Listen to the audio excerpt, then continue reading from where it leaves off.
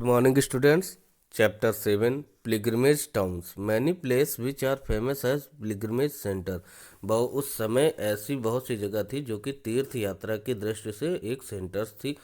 God developed into pilgrimage town और उनको तीर्थ यात्रा या तीर्थ स्थान के नाम पर तीर्थ स्थान के जैसे ही डेवलप्ड किया गया. जैसे Banaras, Allahabad, Mathura and Vrindavan are example of such town.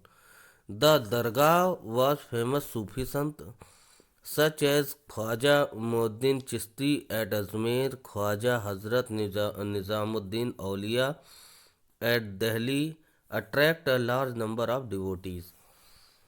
जैसे कि मुस्लिम में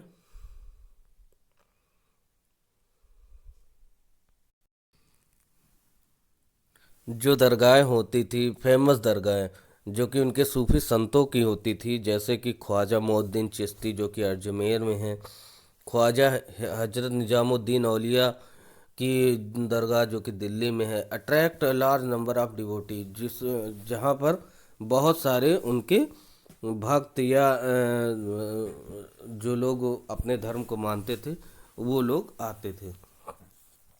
many of them settled here और बहुत सारे लोग वहाँ पर रहने भी लगे.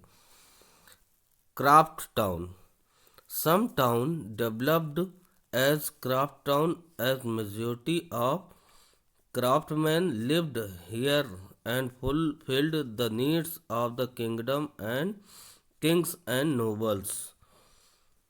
कुछ ऐसे भी वो थे कस्बे थे जहाँ पर जो लोग अपने हाथों से मतलब चीज़ें बनाते थे, हैंडमेड चीज़ें बनाते थे, वो लोग राजा और उनके जो मंत्री वगैरह रहते थे उनकी ज़रूरतों को पूरा करने के लिए सामान बनाते थे और वो लोग भी वहाँ रहने लगे. For example Bidar was famous for its Bidri work. जैसे कि बिदर जो है हैदराबाद में एक जगह है, वहाँ पर बिदरी एक काम होता है कपड़ों में बुनाई का. तो उसको बनाने वाले बिदर्स कहलाते थे जो कि वहाँ पर आकर रहने लगे. Was the James cutting and trading centre of jewels. और जो कि और वो लोग क्या करते थे, पत्थरों के काटने का काम करते थे और ज्वेलरी उससे बनाते थे. Murshidabad was prominent centre for different kinds of silk fabric. और मुर्शिदाबाद एक जगह है जहाँ पर कि उसको सिल्क का कपड़े बनाए जाते थे. डिफरेंट काइंड्स ऑफ सिल्क, तरह तरह के सिल्क बनाने का काम होता था. और वो वहाँ पर भी जो लोग बनाते थे वो लोग मुर्शिदाबाद में आकर रहने लगे. नेक्स्ट है trading town. A commercial town developed as a result of the product found in that region or because of its nearness to port or major trade routes.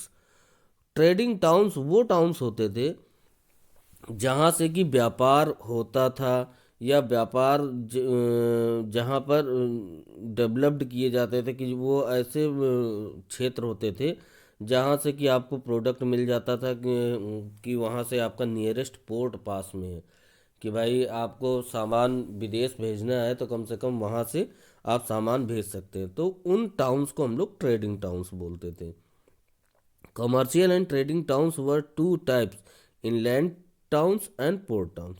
और कमर्शियल और ट्रेडिंग टाउन्स दो तरह के होते थे, एक inland town होता था और एक पोर्ट टाउन होता था.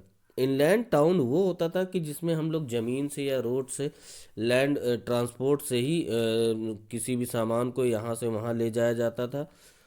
और पोर्ट टाउन वो होते थे जो कि सामान को विदेशों में समुद्र के रास्ते से भेजे जाते थे. तो ये टाउन्स आपके पोर्ट टाउन कहलाते हैं.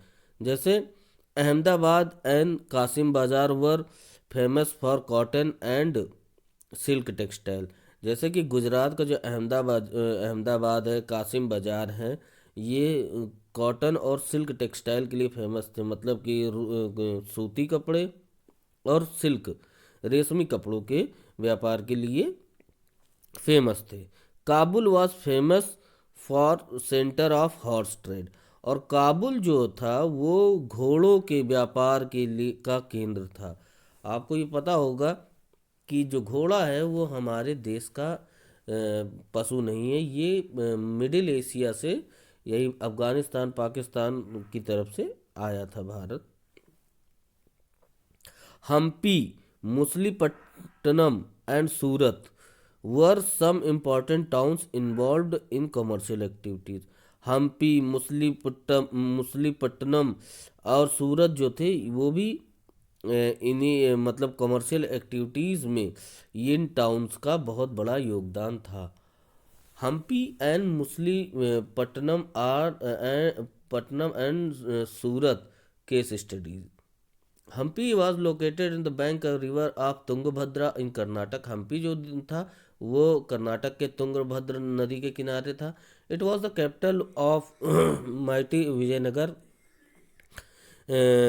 एम्पायर, और ये विजयनगर साम्राज्य की राजधानी थी। It was chosen as the capital because of its strategic location, और इसको इसीलिए राजधानी बनाया गया क्योंकि इसकी जो स्ट्रेटजिक मतलब कि जहाँ पर ये स्थित था वहाँ से रोड्स थी और वहाँ से सीपोर्ट पास में थे। Hampi had Tungabhadra river on one side and was surrounded by cliffs on the other three sides।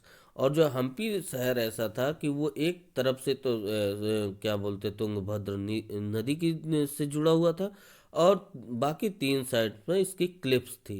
The Persian traveller Abdul Razzaq has discovered it in detail, और जो एक पारसी यात्री आया था भारत, अब्दुल रजाक, उसने इसको बहुत ही डिटेल में बताया है।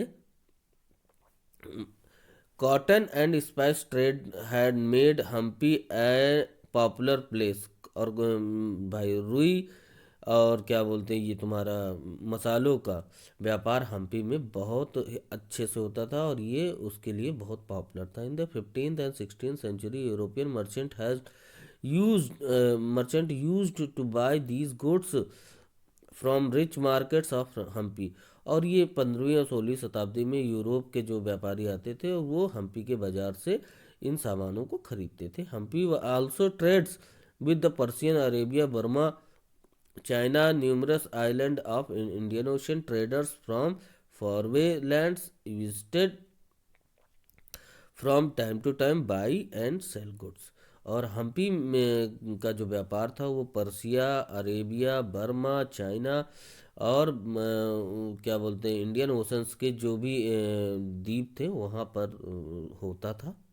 और इस समय व्यापारी आते थे यहाँ पर हम्पी और टाइम टाइम से और अपना सामान मतलब बेचते थे या सामान यहाँ से खरीद के लेके जाते थे।